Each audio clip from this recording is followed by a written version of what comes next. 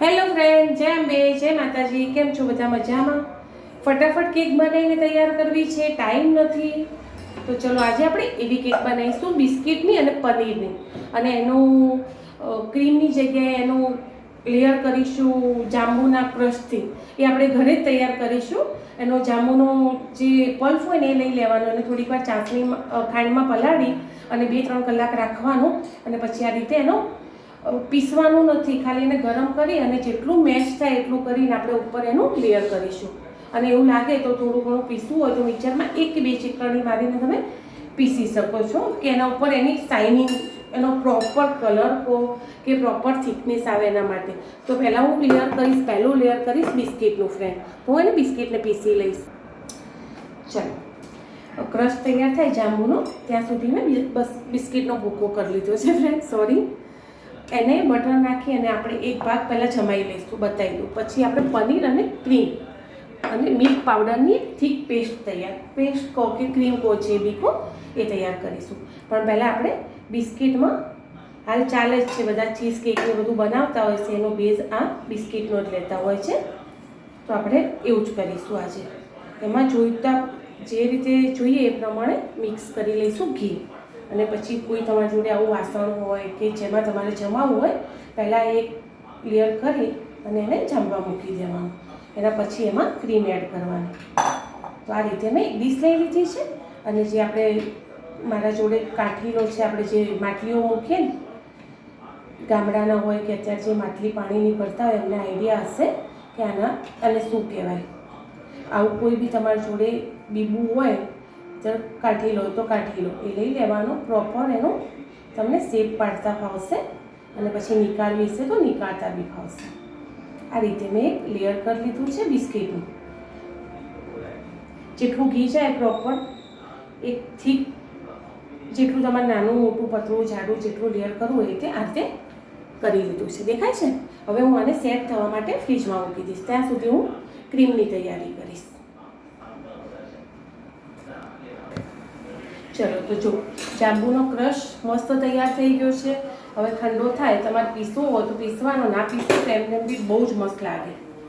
નીચે બિસ્કિટનું લેયર હોય, વચ્ચે ક્રીમ, પનીરનું મસ્ત ચીઝ જેવું લેયર હોય, અને ઉપર જાંબુનો ક્રશનું લેયર હોય. ફ્રેન્ડ, પછી કોઈ ક્રીમ કે બીજી કોઈની જરૂર ના પડે અને ફટાફટ બની જાય. આ બધું પહેલાંથી તમે બનાવીને રાખ્યું હોય તો બી મસ્ત તરત 1-2 દિવસ આ ફ્રીજમાં ઠંડો થાય ને, આજો ક્રશ એ રીતે કરવાનું, તો તમને ખાવાની ઓર મજા આવશે. ક્રશ તૈયાર છે. હવે આપણે એની ક્રીમ વચ્ચેની બનાવીશું. એના માટે મેં પનીર લઈ લીધું છે, ઘરનું જ છે. હવે એમાં જશે ક્રીમ. સાદી ઘરની મલાઈ હોય તો બી લઈ શકો, અને કોઈ ક્રીમ પડી હોય અમૂલની તો બી લઈ શકો. મારી જોડે અમૂલની ક્રીમ હતી એ મેં લઈ લીધી છે. અને એમાં જશે થોડો મિલ્ક પાવડર. એને આપણે પીસી લઈશું. એક ક્રીમ બેઝ થઈ જાય એ રીતે કરીશું. ચાલુ બંધ કરી.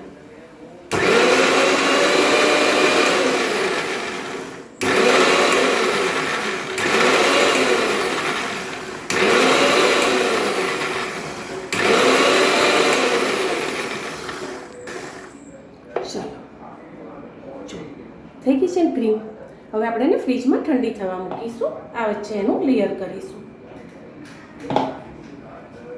થોડી થીક થશે ને,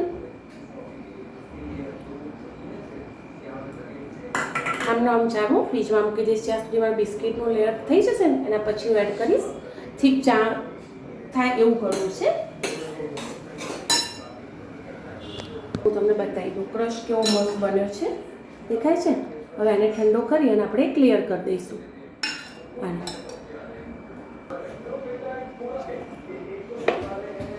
આ છે ક્રીમ. મેં તમને બતાવી હતી. ફરી ઠંડી કરી અને ફરી મેં 1-2 ચપટી ભમાઈ દીધી. પહેલાં કરી, પાછી ફરી થોડી ઠંડી થવા મૂકી અને ફરીથી કરી. આ રીતની આટલી થીક ક્રીમ કરી લેવાની. હવે આપણે એના ઉપર લેયર કરી દઈએ. પછી પાછું અડધો કલાક એને આપણે સેટ કરવા મૂકીશું. આ છે બિસ્કિટનો લેયર. હવે એના ઉપર જશે પનીર, ક્રીમ અને મિલ્ક પાવડર લીધો તો મેં. એની મેં થીક ક્રીમ જેવી પેસ્ટ બનાવી દીધી. એમાં મેં શુગર કે કશું લીધું જ નથી, કારણ કે મિલ્ક પાવડરમાં શુગર આવે જ છે અને નીચે આપણે બે બિસ્કિટ છે એ બી સ્વીટ છે ફ્રેન્ડ, એટલે ચાલે. ઓકે, હવે આ રીતે હું એને અડધો કલાક સેટ થવા મૂકી દઈશ. હાથથી જેટલી નીકળે એટલી નીકાળી લેવાની ફ્રેન્ડ. અને હાથ સાફ જ છે, ક્રીમ બનાવતી વખતે મેં હાથ ધોઈ લીધા હતા, એટલે હું સેટ કરવા મૂકી દઈશ. અને ચલો ફ્રેન્ડ, બીજું લેયર બી મેં ક્રીમનું કરી દીધું છે, એટલે ફ્રીજમાં સેટ કરવા મૂકી દઈશ. પછી સેટ થાય પછી આપણે ઉપર જાંબુનો રસનો લેયર કરી લઈશું. ચલો ફ્રેન્ડ, બતાવી દઉં તમને, 2 લેયર તો મારો પરફેક્ટ થઈ ગયું. જો હાથ લગાવું ને તો બી બરાબર જામી ગઈ છે. ખાલી એમ અડીએ તો બરાબર, પણ જે લેયર થવો જોઈએ એ ફ્રેન્ડ થઈ ગયો છે પ્રોપર. જો એ વચ્ચે હું અડીને એટલે થોડુંક જેવું લાગે છે, પણ એમાં સેટ થઈ જશે ફ્રેન્ડ. હવે હું એના ઉપર ત્રીજું લેયર કરીશ. એમાં છે જાંબુનો ક્રશ, કોઈ ક્રીમની, કોઈ કેમિકલની, કશું નહીં. આ રીતે જાડું પતલું તમારે જે રીતે કરવું હોય એ રીતે કરી લેવાનું. બધે છે ને એ રીતે આ રીતે હું લગાવી લઈશ પ્રોપર.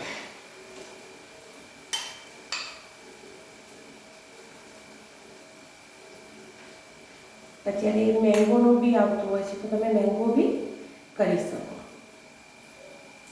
એક લેયરથી વ્યવસ્થિત બધે જાય એ રીતે કરી લેવાનું.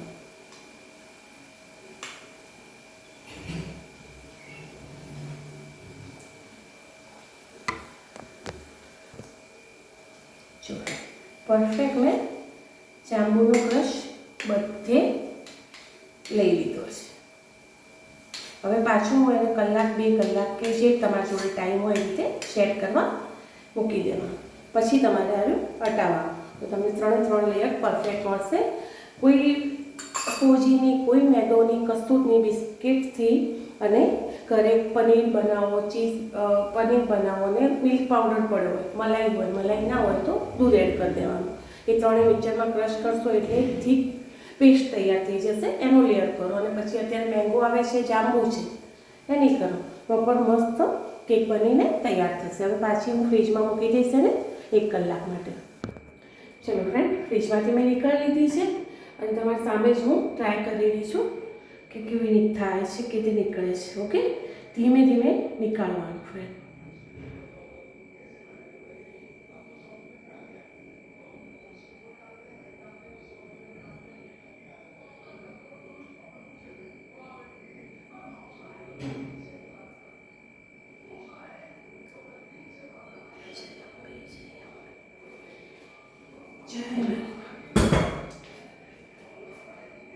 જોયું ફ્રેન્ડ, બિસ્કિટનું લેયર, ચીઝનું લેયર કે ક્રીમનું કહો અને જાંબુનું લેયર કેવું લાગે છે બોલો? છે ને મસ્ત, પ્રોપર દેખાઈ રહ્યું છે.